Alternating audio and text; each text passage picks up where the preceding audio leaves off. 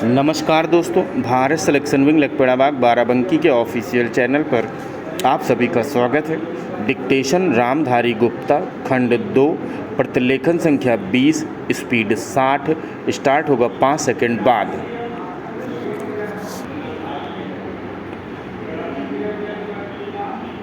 आदरणीय साथियों, कई सरपंच निर्विरोध चुने गए।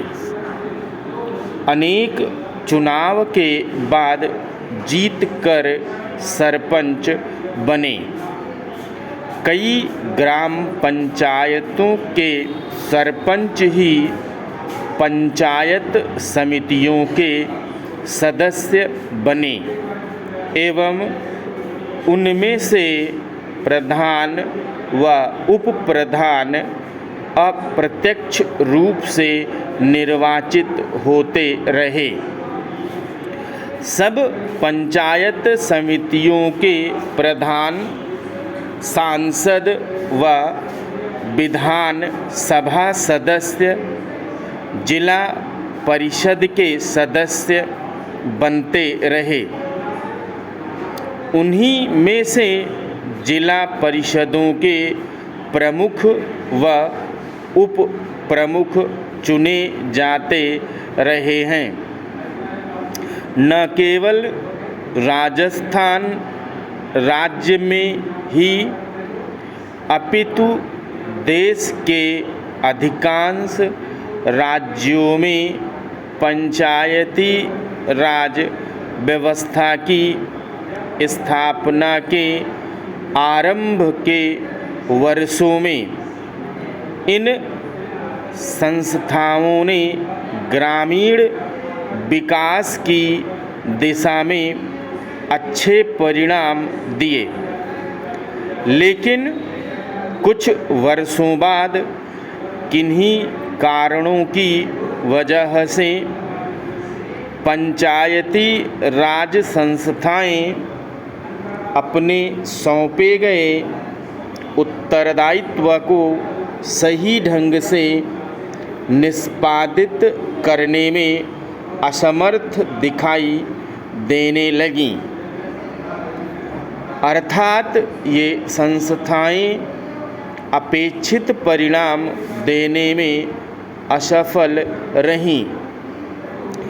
इसका सबसे बड़ा कारण इन संस्थाओं के पास वित्तीय साधनों की कमी रही।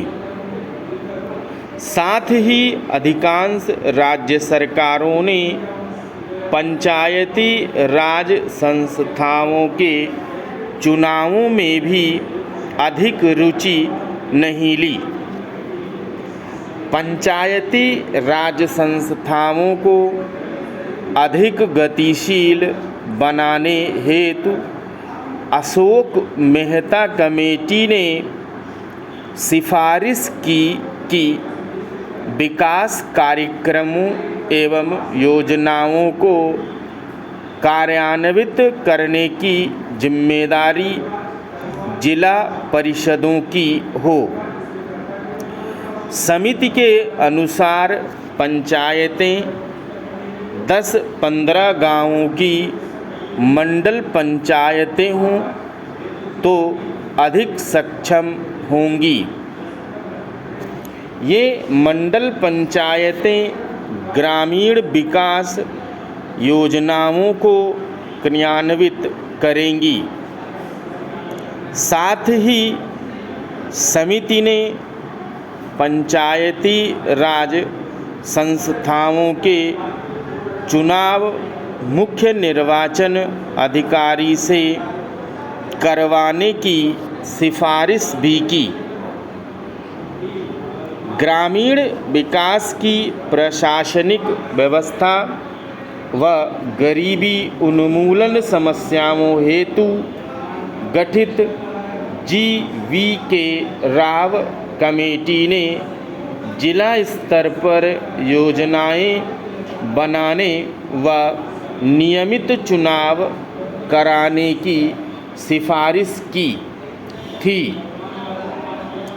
देश की पंचायत राज व्यवस्था को सुदृढ़ व पुनर्जीवित करने हेतु गठित डॉक्टर लक्ष्मीमल सिंघवी कमेटी ने ग्राम पंचायतों को अतिरिक्त वित्तीय साधन देकर अधिक सक्षम बनाने पर बल दिया तथा साथ ही पंचायती राज संस्थाओं को संवैधानिक मान्यता दिए जाने पर भी विशेष बल दिया।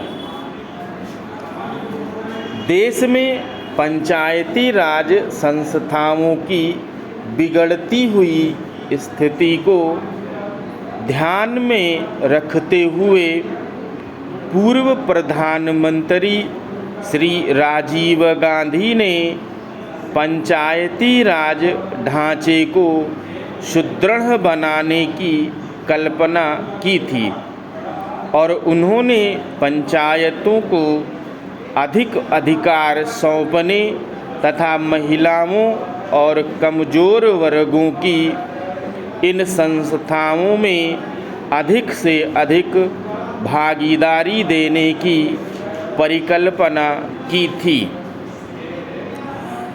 हमारे वर्तमान प्रधानमंत्री के प्रयासों से अब यह संभव हो पाया है कि इस संबंध में शुरू किए गए प्रयासों तथा राष्ट्रपिता महात्मा गांधी जी के ग्राम स्वराज के स्वप्न को साकार बनाने की दृष्टि से संविधान में 73वीं संशोधन की कुछ महत्वपूर्ण बातों का जिक्र करना चाहूँगा।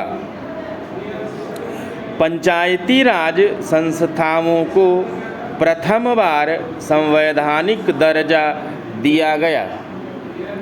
सभी राज्यों में पंचायती राज की त्रिस्तरीय पद्धति लागू की गई, लेकिन जिन राज्यों की जनसंख्या 20 लाख से कम है वहाँ बीच के स्तर की इकाई गठित करने की मर्जी राज्य सरकारों पर छोड़ी गई है। ग्राम सभा को संवैधानिक दर्जा दिया गया है। हर 5 वर्षों में अनिवार्य रूप से चुनाव होंगे। चुनावों की व्यवस्था एक स्वतंत्र चुनाव आयोग करवाएगा।